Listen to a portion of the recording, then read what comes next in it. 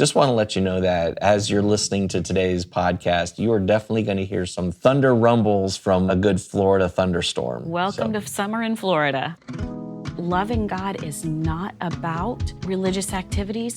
Right. Because I go to church every Sunday, every Wednesday, and I attend the ladies' Bible study, and I work at the homeless shelter, those things don't equate to I love God. Right. Now, some of those things are actions that are born out of my love for God. Right. But those don't define my love for God. My love for God is a relationship.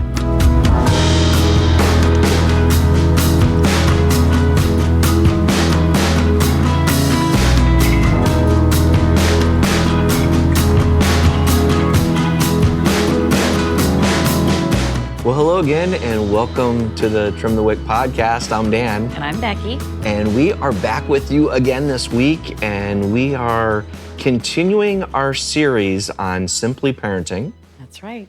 And last week we talked about the struggles with the expectations and the frustrations and all the pressures of, am I doing parenting right? Right, and we talked about a lot of that stress comes from not knowing which rule book you're supposed to follow. Right. And it comes down to not following a rule book, right? Exactly. Trying to put into place all of these rules and regulations. It wasn't good for the children of Israel.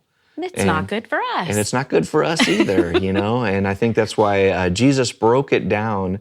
You know, we had 10 commandments that came from God. The Pharisees and the Sadducees and the religious leaders turned that into over 600 rules and laws and just a heavy burden to carry. Right. And then Jesus broke it down and said, here's the thing.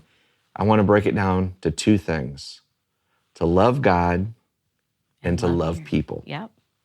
And the whole of the law and the prophets hangs on this. And we are to love God with all of our heart, our soul, our mind, and our strength. Yep. And we are to love people like how we love ourselves. Right. Today, this week, we want to talk about that first part. We're going to break this up into two parts. We're doing a 3-part series here. Right. And so if you didn't hear last week, we want to encourage you to go back and listen to last week. Yep. It'll set the foundation for you. It'll definitely set the foundation. Plus, it will also kind of give you the angle that we're coming from. Right. So you can understand where we're coming from. Now, Becky and I, we've been married for over 33 years. Yeah. And we've had 4 beautiful children. We still have 4 beautiful children. We do. And They're actually, just older children now. Yeah. Well, actually, we have 5 now because one of them's married. That's right. And they've all been raised to adults. And so these are things that we've learned kind of the hard way through bumps and bruises and tears, but also through joys. Right. And we want to pass these things along to you because, you know, it's kind of good to have someone who's kind of been down the path. Right. Help walk you that way. And man, if somebody who's already been there can give you a shortcut so you don't have to learn the hard way that they learned. That's right. It's a good thing. Exactly. So we're going to be spending some time giving you some of the knowledge that we've learned over the years. And the first thing that we're going to talk about, or the first step here, is loving God. When you're raising a child, one of the things is it's always, don't do this, don't do that, don't do this. And we try to limit, because a child's mind and a child's eyes are huge and their actions are spontaneous and whatever. So it seems like that we spend the majority of our time with parenting kids is telling them the don'ts. Right. I mean, it's one of the first things you do when you find out that you're pregnant, right? You're planning for this new little one to come into your house, and you're prepping the nursery and you're getting the house ready. And what do? We baby-proof. Yeah, you got to child-proof the whole house. We baby-proof the whole house because we don't want them getting into those places that are going to hurt them. And we set those hard boundaries. We establish the don'ts before the little people ever arrive. And it's parenting, you know, we've learned over the years that, yes, there are reasonable precautions, okay? But we don't want children sticking forks in outlets. We get that. Right. If that mentality is where you parent from consistently, it's parenting from a place of fear. Right. I'm afraid you're going to get into this. I'm afraid you're going to hurt yourself. I'm afraid it's going to reflect poorly on me. I'm afraid. But if we're parenting with God empowering us, Right. perfect love casts out fear, right? Right. So we need to parent from a place of loving God first. Exactly, because when you're parenting the other way, it's always reactionary. It's always fighting those expectations that we talked about last Right. week. And so when you're parenting the what you do, okay? You said do. I know. We're talking children. It always goes into doo-doo, doesn't Hi, it? sometimes we're 12-year-olds. But when you're parenting, it's so liberating and encouraging to focus on the what you can do. Right. And in this idea of loving God, you're focusing on how do we love God? What are the expressions? Right. How do we do that? And the first thing that I want to suggest is that you have to do this in your own life first. Absolutely, because you can't teach something that you don't already know yourself. Exactly. Right? You can't teach from a place of ignorance. I mean, you can. Well, yeah, It's you can. just not going to go real well. Well, and then you get frustrated usually. If you're teaching or if you're trying to apply something that you know nothing about, you're usually going to make a lot of mistakes. You're frustrated, and then you end up throwing that away, going, it just doesn't work for me. Right. Well, and the kids that you're trying to tell that this is the way to do things, eventually they begin to dismiss you, right? Because kids are smart little critters, and they catch on really quickly that either you don't know what you're talking about or what you're saying isn't lining up with what you do in your life, and so they dismiss you as an authority. Right. Well, and that's a horrible place. Right. That is a horrible place to be. And I think the thing is we want to say this, is that we're not talking about you being a perfect Christian. No, we are not talking about having the record attendance at church. We're not talking about whatever your mental image of perfectly performed religious duties is. That is not what we're advocating here. And we're also not saying it's not even a thing where you're going through struggles and stuff. I know through our years, we had a time where we had a bad church experience, and we moved away, and then we had some more bad experiences. Right. And we were really in a low place spiritually, but guess what? We still had 4 babies. We had 4 little ones in the house that we were still parenting. And so we had to go through a process where we were struggling with our own faith. Right. But there were some basic things that we knew and understood. Right. And that we always portrayed that to the kids of loving God. We're going to deal with some of these other things we've been taught through the years. We're going to hold tight to loving God, loving Jesus. We know that Jesus is our salvation. And those were the things that we then would continue to teach our kids and continue to display to them. Right. So I'm going to kind of loop it back to what you were saying, that it has to come from a place, you teaching your children to first love God with all of their heart, soul, mind, and strength has to come from you actively pursuing loving God with all of your heart, soul, mind, and strength, even when it's tough. Those were some of our best times when our kids learned to love God, because I'm a break it down kind of person. So I'm going to expound just a little bit on that. I love that verse where he says to love God with all of your heart, soul, mind, and strength, because that encompasses your whole person. Right. Loving God with all of your heart is every intention, every desire, the motivations that live inside of you, the emotions that you have. It's loving God with all of those. And so that means checking on those and making sure that they're in alignment with who he is. Yep. Right? With all of your soul, your personality, the things that you are, the talents you have, the interests and the experiences, all of your soul. Right. Loving God. So anything that he's given you, anything he's built into you, loving him with those things. Yep. All of your mind, right? Every thought you think, every decision you make, how do you love God with your thought life and with your decision making and what you choose and what you choose not to? Yeah. And then with all of your strength, all of your physical being, right? The words of your mouth, the activities of your hands and feet, the things that you put your strength behind, loving him with all of your physical being. This is an all-encompassing thing. This is a relationship that you have with God that covers all of who you are. And so your kids need to see that. They need to see you going, I'm wrestling with this decision right now. Mm-hmm. And okay, how do I love God in making this decision? Right. Okay, well, if my choice is between choice A and choice B, and one of those two choices clearly goes against the character of God, God is truth, and one of my decisions is to lie about something, right? I'm going to love God by choosing to speak truth instead of speaking a lie. Right. My heart motivation, my kids see that I am frustrated with this other person. I'm going to take it back to what you said, where we had a bad church experience, right? Yeah. It was clear to our children. Oh, yeah. That we were very upset. And very hurt. Very hurt, So what is my heart motivation going to be? What am I going to show my kids about this? I've got some options here. Mm-hmm. And I've got some skill sets here to act on some of those emotions, right? I can go out and very publicly just disparage somebody and trash talk them, and I would have every right to do so. Oh, and you would feel justified, right? And in the moment you would just be... I'm protecting other people from being harmed by you. Yep. Okay, or I can forgive and move on. One of those feeds my flesh, and one of those is loving God. Right. And you can have these conversations with your kids and go, hey, Mommy's wrestling with this. Mommy would really love to just take out a bold print newspaper ad on the front page and tell everybody how she's been wronged. Yep.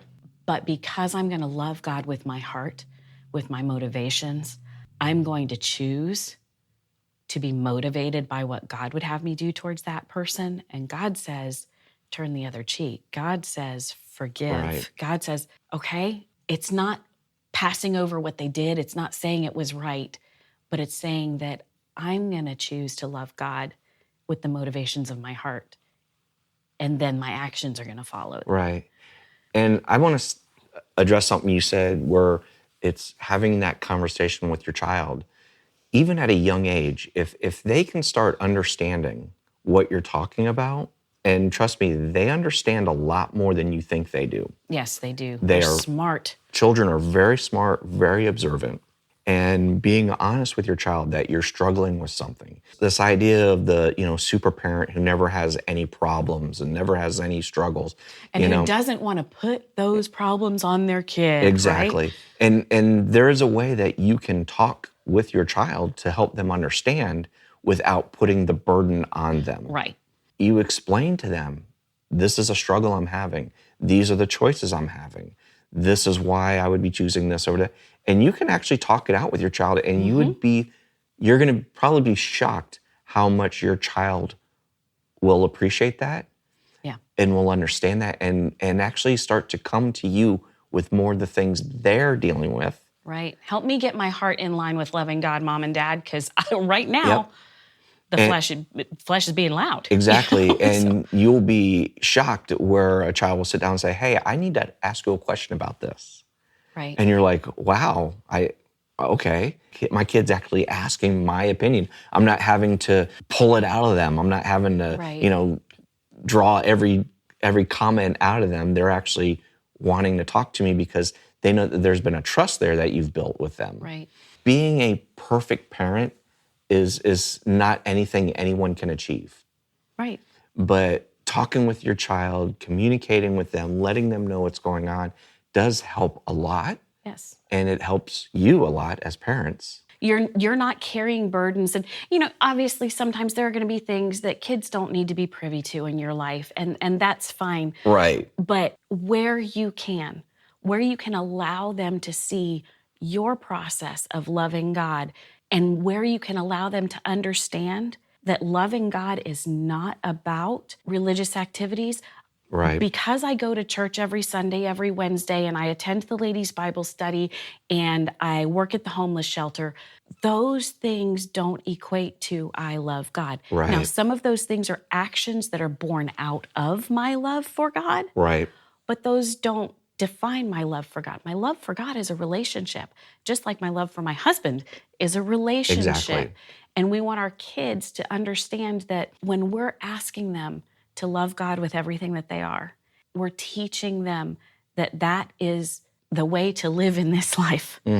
It's the same thing as going, hey, we're going to go visit Grandma and Grandpa because we love Grandma and Grandpa. You're inviting your kids into that relationship with you. Right. They don't have to know every bit of my relationship with Grandma and Grandpa, but they're going to hear the parts that are pertinent to them. They're going to hear the stories about where Grandma and Grandpa were awesome and fun and taught us things and, the joys. And they're going to hear about the times when our relationship with Grandma and Grandpa was maybe a little bit difficult. We're inviting our kids into those relationships. But somehow when it comes to loving God, we've smushed that relationship into this list of activities that we have to perform correctly. And there's this big disconnect. We need to undo that. We need to undo that thinking that teaching our kids to love God is training them to memorize Bible verses. Yeah. Well, or dumping them off into the youth group or dumping them off into the children's room. Right. Go get trained up in righteousness and let the church fix you. No, and I remember inviting you into a relationship that's meaningful to us. And I told this to parents when I was a youth pastor. I would tell parents and say, listen, I get your child 2 to 3 hours a week. Right. You get them for hours and hours every day. Who's going to have the greater influence? Yeah, I might be able to get them excited about God and get the long-lasting impact on their life of how they see God and view God and love God is coming from their parents. Right. Not from the youth pastor. And I think that's why we're seeing what we're seeing in churches, but that's a whole nother story. That really will be a wild goose chase on a tangent, right? But let's talk about this some practical, because we're kind of talking a little hypothetical. How do we do this? How do we kind of set up for the new parent who's got a 3-year-old, 4-year-old, and they're going, okay, I want to start doing this. I want to start teaching my child to love God with all my heart. Let's break it down. Okay. To the different things. So let's talk about, how do I break down loving God with all my heart? Your heart, right, we've already kind of defined, is your emotions, your motivations, those things that drive you from the inside. So letting your kids hear and see and helping them at a young age to begin to understand their heart motivations. We're assuming, right, if we're talking about the parents of a 3-year-old, 4-year-old, during their infancy, and during their itty-bitty years, we're assuming that you've exposed them to singing praises to God. We're assuming that they've heard you either reading the scripture or discussing what you've read in the scripture. Right. We're assuming that you've been praying over them. If you haven't, it's not too late to start. Right. Right? You start there. And that's where we're talking is in start. Go ahead and start just saying, God, cover my child, and let them hear it. And make it, when we were teaching our kids prayer when they were little, we realized that we had this very ritualized, religionized teaching going on in our home. As a result of that, when our youngers were in that 3, 4, 5-year-old range, we did away with praying over meals at the table. Right. Completely did away with it because we weren't meaning anything we were saying. God bless this food, blah, blah, blah, blah, blah. Our heart motivation was not a motivation of relationship with the Father. It was not actual gratitude. It was ritual. Right. We weren't actually saying thank you, God, for what you're providing for us. We were like, this is what good religious parents do. Yeah, there's food in front of us, so thank you. Right. Lots of heart in that. Yeah. So we did away with that practice in our home. We told our kids we were doing away with that practice in our home. And we told them why. And we said, this has become a thing that's just a thing that we do, and our relationship with God is more important than that. God really is a person sitting at this table with us. Right. God really is the one who provided this food to us. And so when we sit down to eat, we are grateful and we are including him. He's in all of the family conversation that goes on around the table. And so we want anything that we say to him to come from our hearts. Right. We want him to be a present, active part of our conversation all the time. Yeah. We had that conversation with our littles, and then we took opportunities. If we were driving down the road and we saw something beautiful, wow, God, thank you for creating that gorgeous tree. Man, look at that over there. we were training ourselves as we were training them. Yeah, definitely. To pay attention to where our heart motivations were, and then to align those with motivations that were coming out of a love for God, not out of a ritualized thing. And what was really cool is about a year and a half later, this had kind of worked its way into who we were and how we were operating in our house. About a year and a half later, we sat down to a meal. You remember this? Yep. It was one of the coolest things. We put down I don't even remember what I had made that day, but when the kids were little, I plated all of the plates in the kitchen because portion control was a thing. And so I set down the plates in front of everybody, and I sat down, and our third son just kind of glances down at his plate and didn't close his eyes, didn't bow his head, in the most natural, as if God was sitting at the table with us, which he was. Yep. He looked at it, he goes, "Wow, Mom, this looks really good. Thanks, God. This is a great meal." And it becomes this natural outflow of the heart. Yeah. Your motivations, your conversation, prayer becomes an ongoing running conversation with God as if he's a real person that matters in your life. Yeah. Just like any other real person that matters in your life.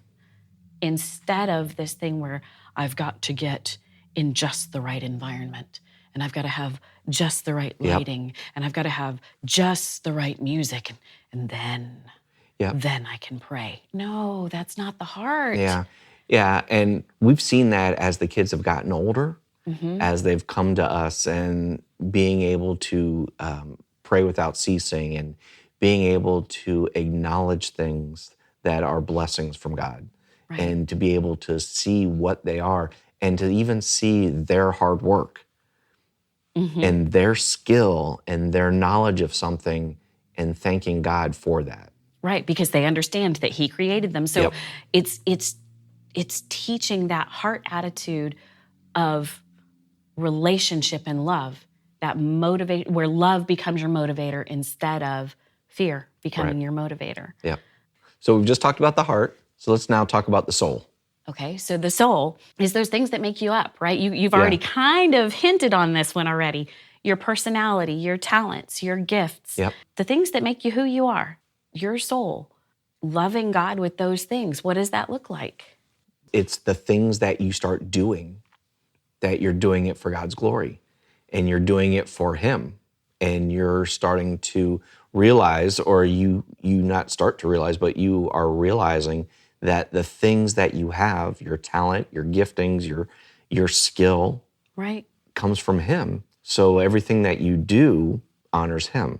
And so you start to pay attention to those. Playing music, all of our kids are musicians. Doing work, you honoring God with the way that you do those things. It starts to trickle into the next thing of doing what you're supposed to do, having integrity in the things that you do.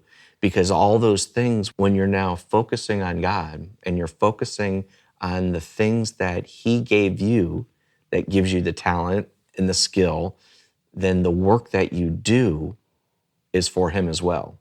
Right. So we hung heavy on that. But again, this comes from you as parents, right? You can't teach your kids something that you're not actively doing. And so how do you reinforce that? Yes, you go to the scripture, you point them back to scripture, and you take them to the verses that say, whatsoever you do, do all to the glory of God. You take them to those things and you teach them what God says about himself. You do train them to see those things, right? By introducing them to the word but you also walk them out in front of them. If you walk in such a way that you go, well, who I am, the talent that I have isn't the talent that that person over there has, and they can use their talent for God, but mine's really good for nothing. And you diminish the value of what God's put in you, guess what your kids are going to do? Exactly. You're basically undercutting what God's doing in your life. And then the kids will start undercutting what God's doing in their life. And then what happens, and this is what I've seen, is you get the self-made or the bootstrap-made individual who goes, well, God didn't give it to me, so I'm going to have to just do it myself. And I'm going to have to just pick myself up, and I'm going to have to just be my own. And then they're operating from a place of resentment and chip on the shoulder. And We don't want that for our kids. Well, and not only that, and then you also get, I mean, there's so many things that become, quote unquote, the negatives of that, because we're talking now in actions that are happening and motivations of actions. Now you're talking. Wait now a minute. You got So loving God with our soul is tied to loving God with our heart? so it all works together.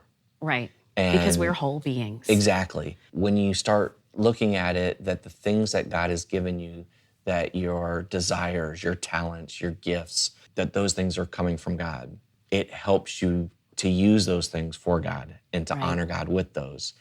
And it also protects you from using those things for your own personal gain and your own selfish motives and stuff, because again, you're building this relationship of love to God, and it's all encompassing. Right. One of the other things that it does for you is it protects you when you go, who I am, whether I'm artistic or whether I'm really like intellectual and logical, or whether I'm physically gifted and I'm an athlete, or no matter what God has built into me, if I understand from a very young age that those things are how God designed me, those are personality traits He gave me to serve a purpose in His kingdom. I understand that those are on purpose for a purpose in my life, right? Now, I'm not so much at risk of comparing myself to somebody else and going, well, who I am just doesn't measure up. And that's huge right now with kids. I mean, my gosh, well, it was huge when we were kids. Yeah. And if you as a parent can show to your kids, listen, this is who I am. This is who I am blessed to be because God made me this. God gave me these talents. God gave me these skills. God gave me the capacity to accomplish these tasks. And I'm going to do that with integrity and without complaining. We're serving God with our soul, with the person that He has made us to be. And that becomes this, I hate using terminology like this, but it becomes this empowering thing in your life. You know, you are emboldened and empowered to live out who you are faithfully and consistently and without apology. Because you know you've been created to be this person. And you have surrendered that back to Him. And if you can show that to your kids, you know, how do you show that to your kids? Well, you begin as the parent to see, you know, when your kid's 1.5 years, 2 years old, you're seeing all kind of personality starting to come out in them, right? You're seeing who they are, what their skills are, what some of their little manipulative traits are. You're seeing where the strengths and where the pitfalls of who they are come in. And man, you can really get in there and call out those things in them and go, hey, wow, kiddo, look at you. You did this. How can we love God with this skill of yours? How can you love God even just by appreciating and using who you are? So as we're looking at our 3-year-old again, 3 or 4-year-old and stuff, and so we're modeling this loving God, we're calling out the positive things, always encouraging the positives. There are going to be times when, you know, little Johnny, little Billy's going to reach up and he's going to touch the hot stove. He's just going to do it. He's going to walk over and he's going to reach over and bam. Because part of his personality as a leader is also that he's a personality who's a risk taker. And they don't see that. There are things here where you're going to break down and you still have to do discipline. Now, we're not saying at all that if you follow this, if you teach your kids to love God and to love people, that you're never going to have to do discipline. No, discipline is very much a part of this. Absolutely. They're still going to be pushing because they're learning, they're exploring, they're trying to understand what's going on in their own brain and their own bodies. So you're still going to have to deal with that. You're still going to have to deal with discipline. What this does is this helps you direct that motivation or that behavior into a positive instead of just calling down the negative. Okay. Y'all, I'm going to call out all 4 of our kids here. Every one of them is going to nod their heads when they hear this.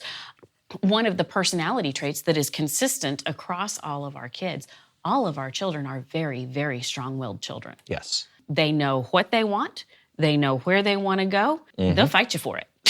Yep. Okay?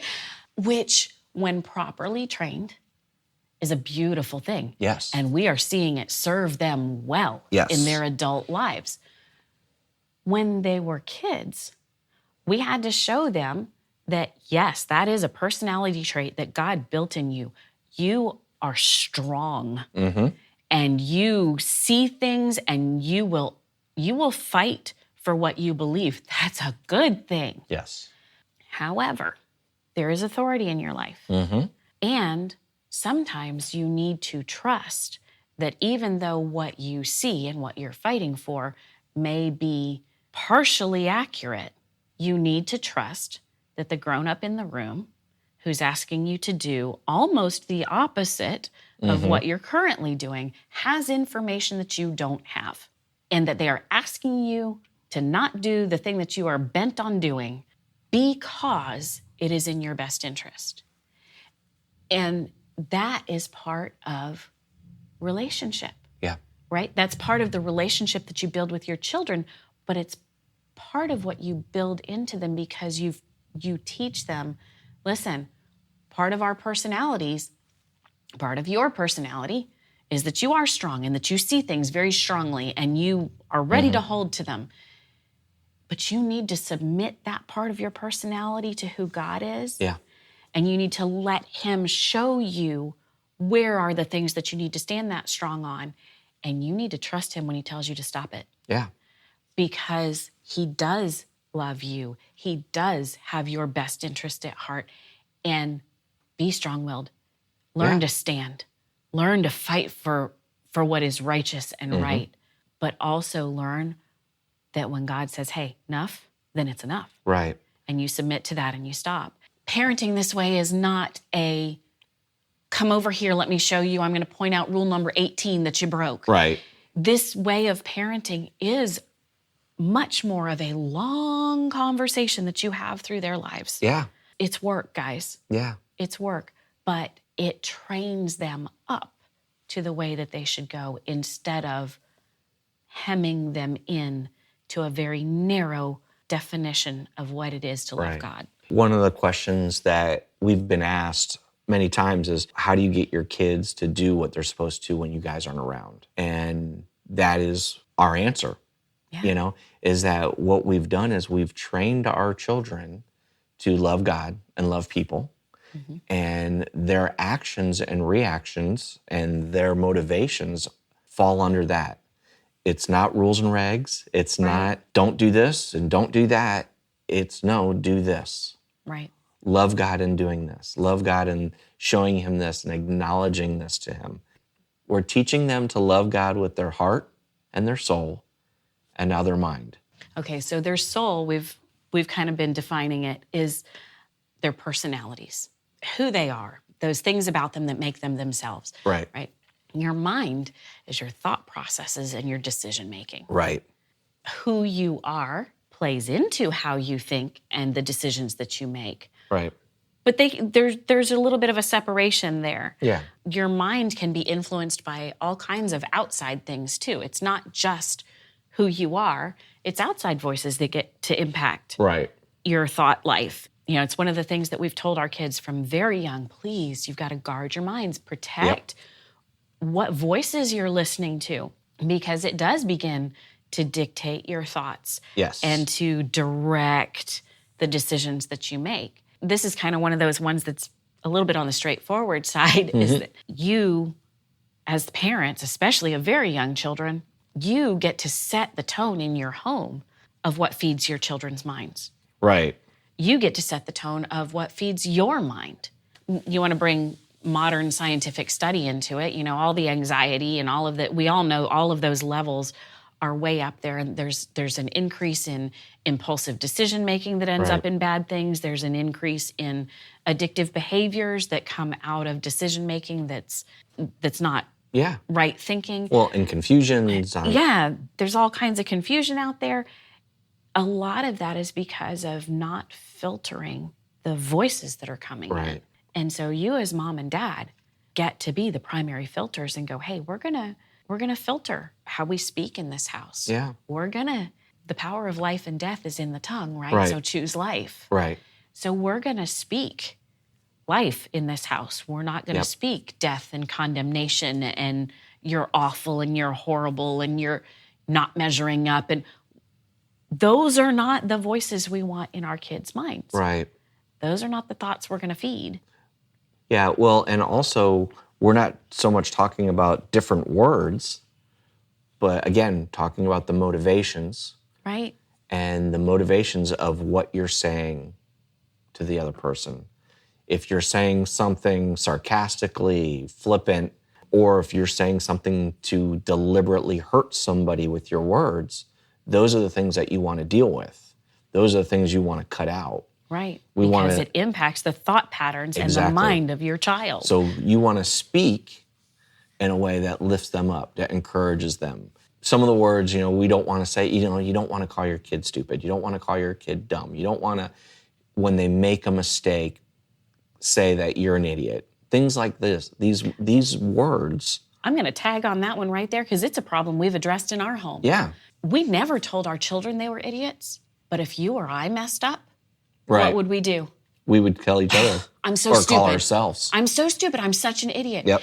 And we have had to correct that behavior in ourselves because it was a thought pattern in our head that our kids were picking up on. Yep. And they caught the self-condemnation that we had for ourselves. Mm-hmm. We never had for them, but they were learning it for them. Right. Well, yeah, we wouldn't say that to them, but because we were saying it to ourselves, they began saying it to themselves. And it also changed kind of the way they say things to us. Right. Because they would hear us call ourselves stupid or an idiot, and then they would be like, well, you're an idiot, Mom. Or, you're an idiot, Dad.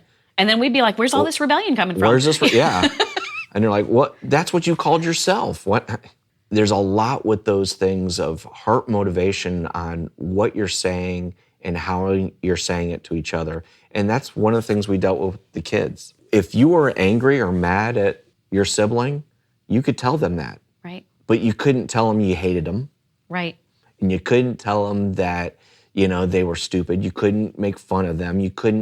But you could say, I don't like you right now. I'm very angry with you right now. I'm mad. Honesty was treasured in our house. Yep. You were allowed to do that. Those were things because we wanted those to come out so that they could deal with it and talk about it, but we did not want the denigration. Right. And so, you're talking about protecting the mind, those are the things. And I know we're going to be meddling here, but I mean, TV shows and stuff where there were things that kids were watching that were degrading, music and stuff like that. And we didn't have to do a lot of it head on. We would be cognitive of what was going on and kind of cut it off early. But, that's where that active parenting had to be, where we had to be aware of what they were listening and what they were watching and go, you know what? This isn't good. TV goes off.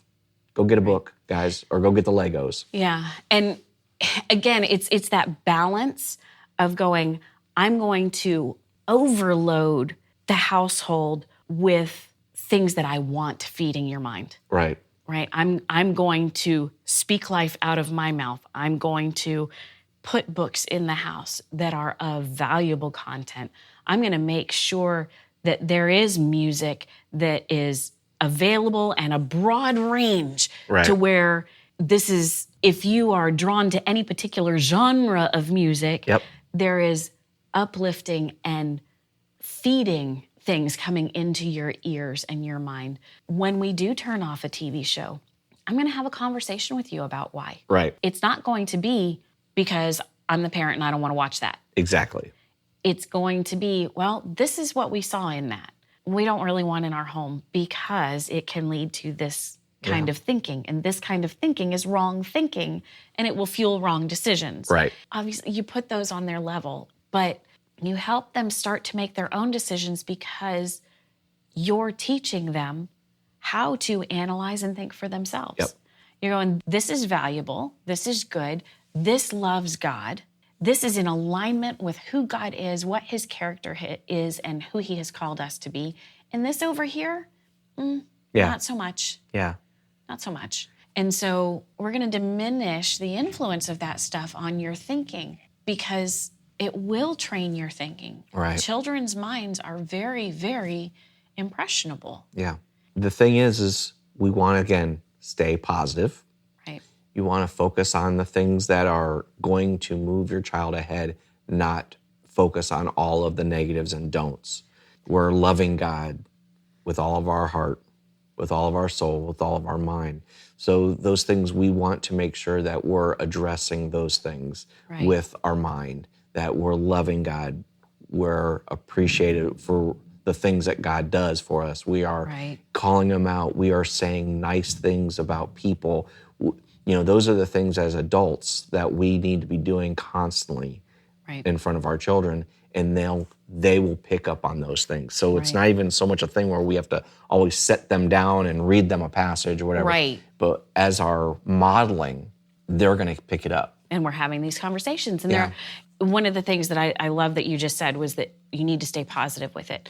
One of the things that we kind of saw a lot of in our years in church ministry is parents who put in those same types of boundaries in their home. Yep. Had very positive content, were careful about what kind of entertainment came into their home, but it was not, I'm going to put this in my home because it's good for you. It was, I'm going to put this in my home because the world is bad and scary. Yep. And if you tell your kids that the world is bad and scary, guess what they're going to think? They're going to think that the world is bad and scary. Yep. Okay? And yes, we understand that Satan is a roaring lion seeking whom he may devour. We understand that our enemy seeks to steal, kill, and destroy. And we get it that he's out there. And we get that the prince of the power of the air is active and meddling. Yep. We get that. But we want our kids to also understand that in Christ, we already have the victory over that. That's right. That's right. We already have the victory. So the thought process of where we're operating from is we are victorious over the enemy, and so we don't want to play in his playground. That's right. Right? We don't want his junk infecting our thoughts and our minds because that stuff's already been overcome.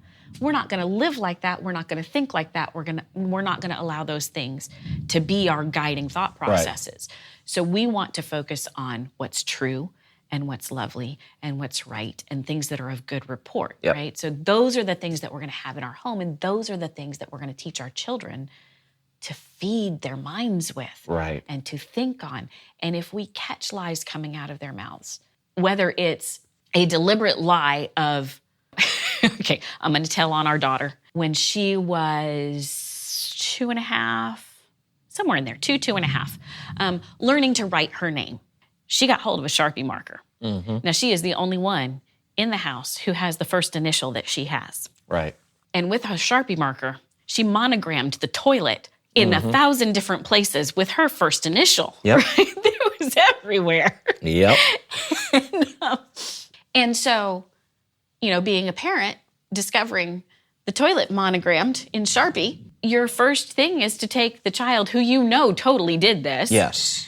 And present them with the evidence and go, do you know anything about this? Yep. And her little innocent 2-year-old answer was no. was no.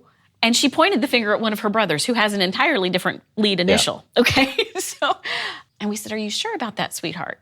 And she said, yeah.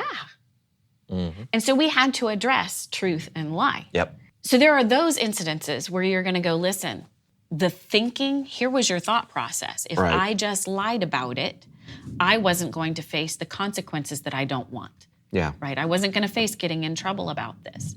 We addressed, yes, sweetheart, you did. Yeah. And also, this is where lying is a problem. Yes. Right? Lying didn't get you anything. Yep.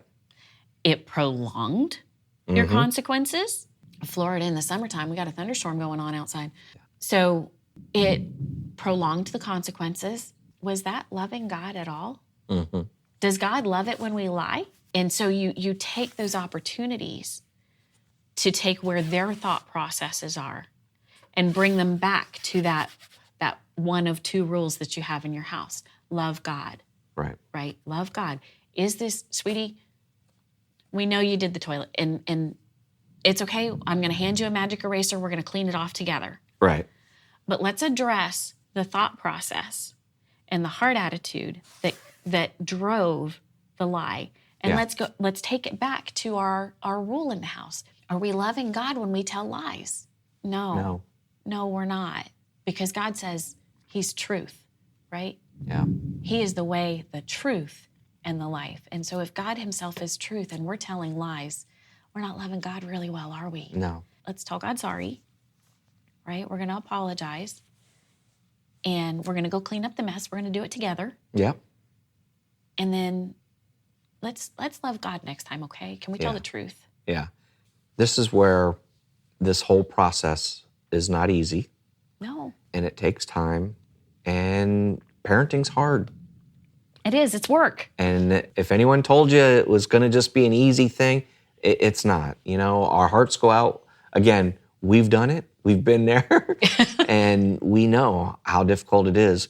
If you're not wanting to have a child that you're constantly calling down, constantly correcting, it's going to take work. And it's probably going to take more work in the long run without dealing with this. But here's the benefit, is that once we got into those really, really fun teenage years. Yeah.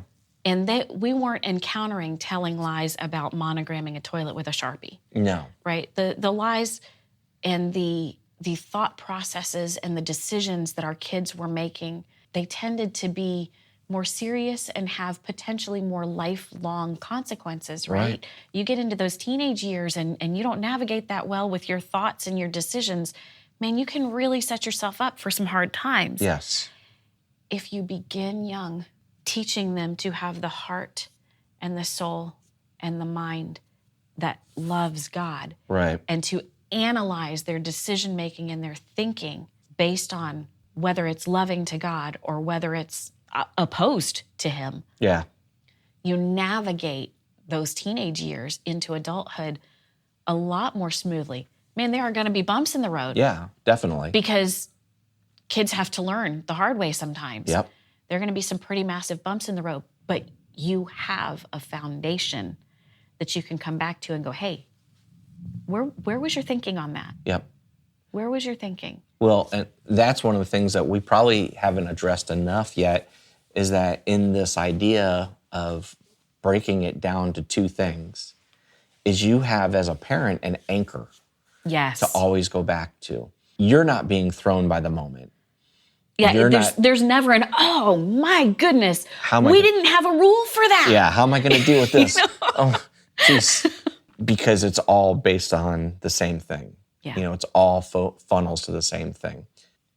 So we've been focusing on loving God with all of our heart, our soul, and our mind.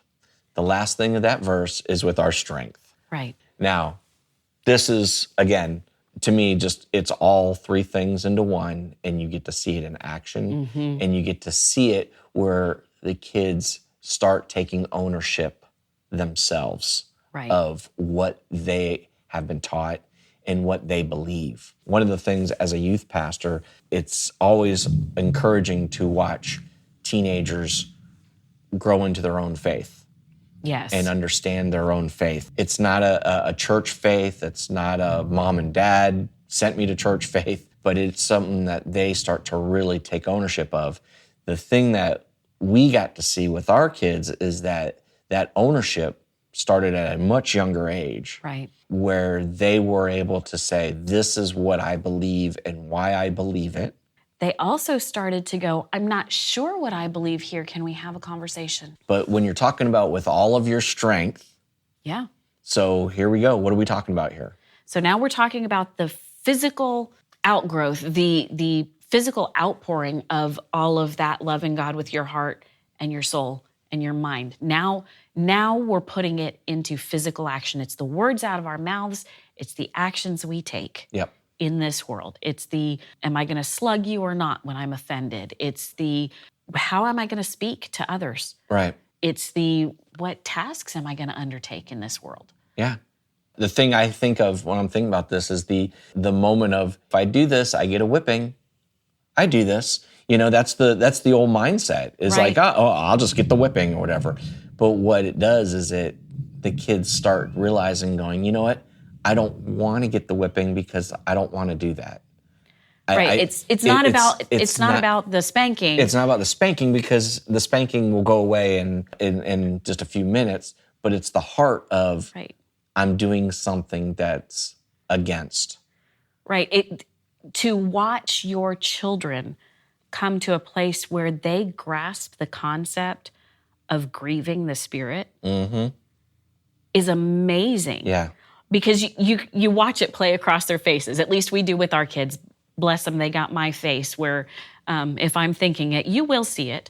So you watch the struggle play across their faces. You see the moment an offense happens. Yeah. And man, they got words. Yeah. And they got actions. And they're ready to go. And you watch the moment of, you know what, I would be justified in this. Yeah. But it is not the right thing to do if I'm going to be loving to God. Because that's not what God would have me do. So I'm going to take a breath. Sometimes I'm going to remove myself from the situation so that I do not act out. Yeah, that seeing your child literally turn around and go eye for an eye and tooth for a tooth in a situation, but instead turns the other cheek and says, you know what, I'm going to just walk away.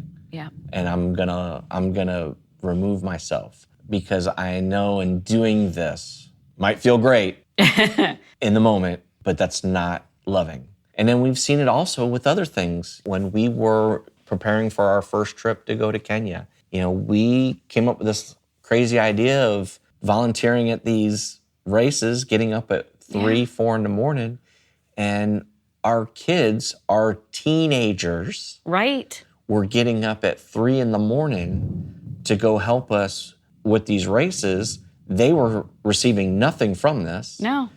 But they wanted to do it because they loved us and they wanted to do something for us.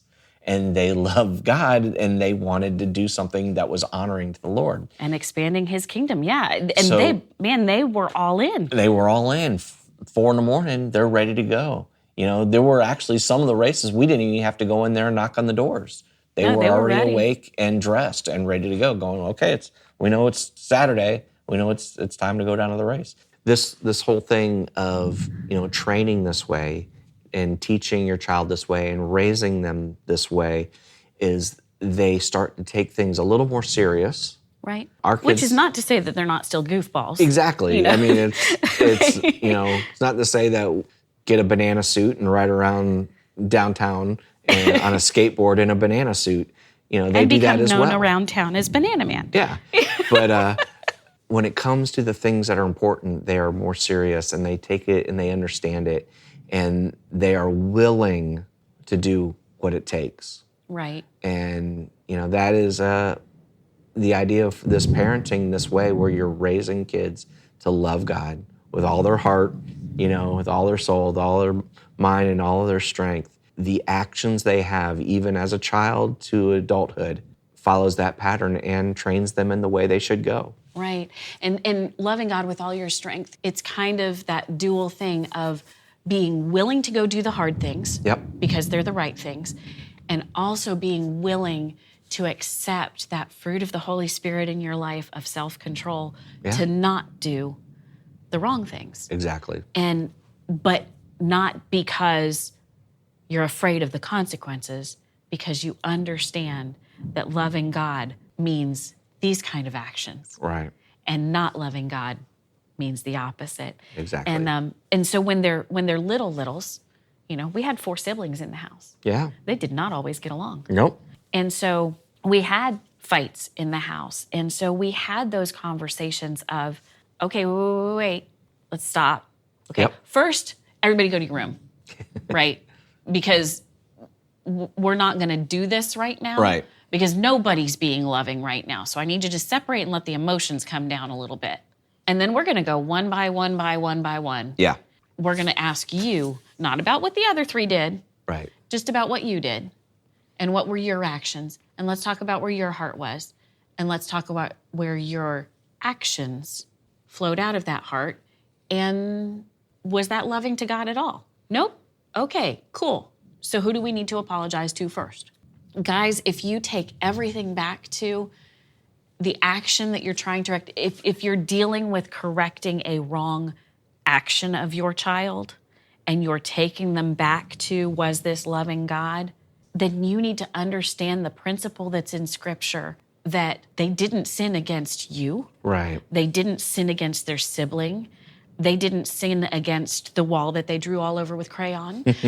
That was not where their sin was. Right. They sinned against God. Yeah. By doing an action that was not loving to him.